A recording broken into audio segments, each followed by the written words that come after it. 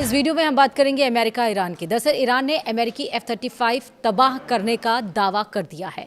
Kuwait airbase पर हमले की भी खबर है। नमस्कार, आप देख रहे हैं न्यूज़ 18। मैं हूं आपके साथ श्रुति श्रीवास्तव।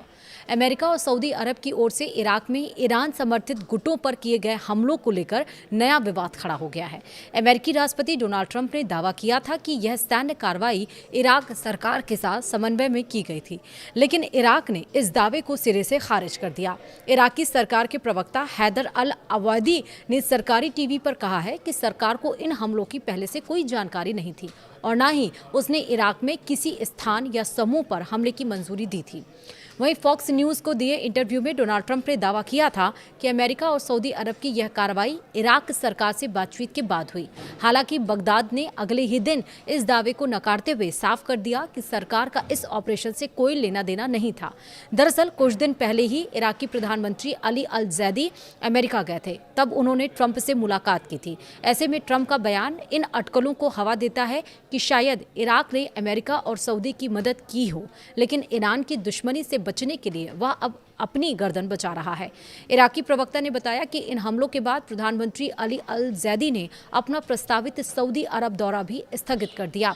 इससे पहले भी इराक सरकार ने बयान जारी कर कहा था कि वह किसी भी पक्ष की ओर से की गई आक्रामक कार्रवाई को स्वीकार नहीं करती। वहीं अमेरिकी सेंट्रल कमांड यानी कि सेंटकॉम ने ईरानी मीडिया के उस दावे को खारिज किया है जिसमें कहा गया था कि ईरानी मिसाइल हमले में कई अमेरिकी विमान, जिनमें F-35 लड़ाकू विमान भी शामिल है, नष्ट हो गए हैं।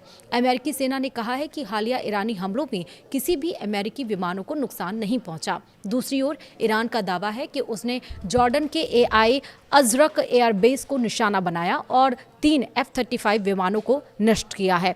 अमेरिकी सेना ने इस दावे को भी खारिज कर दिया है। वहीं वॉर अपडेट्स अभी तक क्या हैं वो समझिए। पहला है कि सिडनी स्थित स्वतंत्र पत्रकार और द पैलेस्टाइन लेबोरेटरी के लेखक एंटनी लोवेनस्टीन का कहना है कि गाजा में लड़ाई रुकना जरूरी है, लेकिन यह अब भी स्पष्ट नहीं है कि भविष्य में वहां का प्रशासन कौन चलाएगा। उन्होंने कहा कि इस समझौते को लेकर सतर्क रहना ही नहीं बल्कि संदेह बनाए रखने भी जरूरी है। अल जजीरा से बातचीत में लोवेनस्टीन ने कहा है कि बोर्ड ऑफ पीस सिर्फ डोनाल्ड ट्रंप की नहीं बल्कि उनके दामाद जेरेड कुशनर की भी पहल का हिस्सा है। उनके मुताबिक गाजा को लेकर कुशनर की सोच पर कई सवाल उठ रहे हैं। वहीं लेबनान की नेशनल न्यूज़ एजेंसी NNA के मुताबिक इजराइल ने आधी रात के दरमियान दक्षिणी लेबनान के योहमोर अल शफीक और अरनौन और कफर तेबनीत इलाकों में बड़े पैमाने पर विस्फोट किए हैं। रिपोर्ट के अनुसार धमाकों की आवाज़ पूरे दक्षिणी लेबनान में सुनाई दी और इनके झटके इक्लिम अल खरब्बू तथा हाल्दे तक महसूस किए गए हैं। रिपोर्ट में कहा गया है कि मर्ज़ायोन जिले में ब्यूफोर्ट कैसल के पास हुए तेज विस्फोटों से नज़दीकी अल कलाइया कस्बे के घरों की खिड़कियां टूट गई हैं और कई मकानों को नुकसान पहुंचा।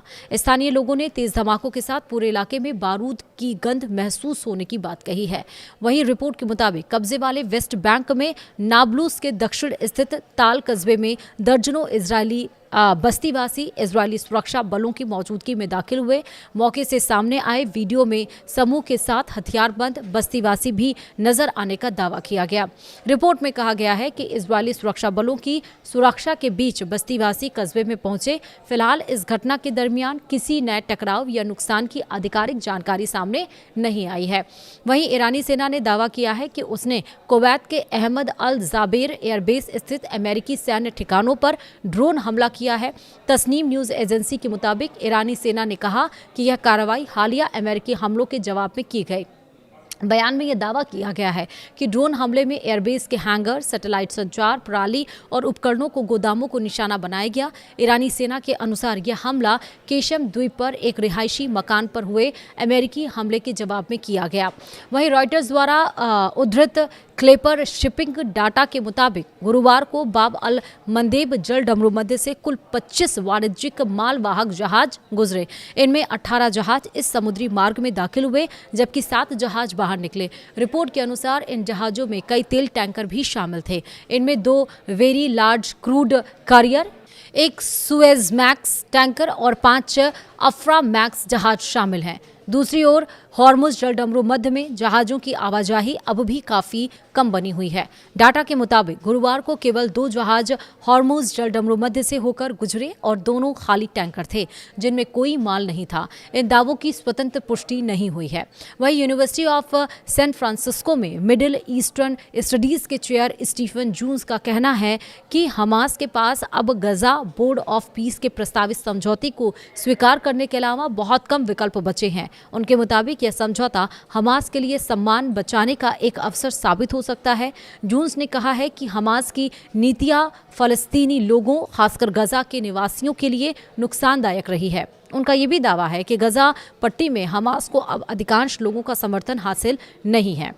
वहीं एक रिपोर्ट बताती है कि अमेरिका की CIA और इजराइल की मोसाद ईरान के नए सर्वोच्च नेता अयातुल्ला मोस्तफा खामनेई की तलाश तेज कर रहे हैं। दावा किया गया है कि फरवरी 2026 के हवाई हमले में घायल होने के बाद और अपने पिता की जगह सर्वोच्च नेता बनने के बाद से मोस्तफा खामनेई सार्वजनिक रूप से नजर नहीं आए। रिपोर्ट में यह भी कहा गया कि वह पिछले 150 दिनों से फोन या लैपटॉप का इस्तेमाल नहीं कर रहे हैं और तेहरान या कौम के पास किसी अत्यधिक सुरक्षित भूमिगत ठिकाने में छिपे हो सकते हैं। रिपोर्ट के अनुसार इलेक्ट्रॉनिक निगरानी से पर्याप्त जानकारी नहीं मिलने के बाद खुफिया एजेंसियों ने अब साइबर इंटेलिजेंस के बजाय मानव स्रोतों पर ध्यान केंद्रित किया है।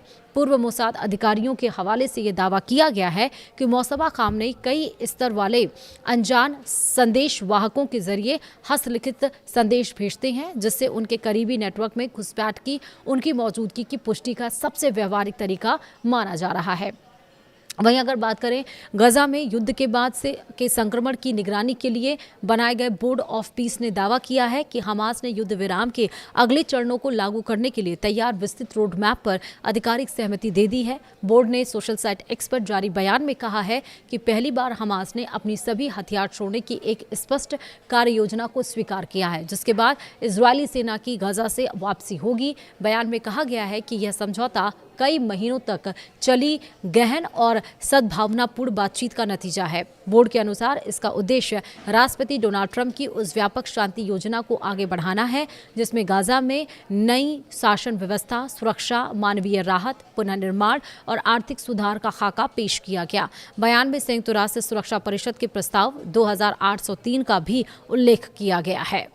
फिलहाल अभी तक अपडेट्स ये हैं। कोई और अपडेट्स आएगी तो हम आपको ज़रूर बताएंगे। वीडियो में इतना ही। नमस्कार।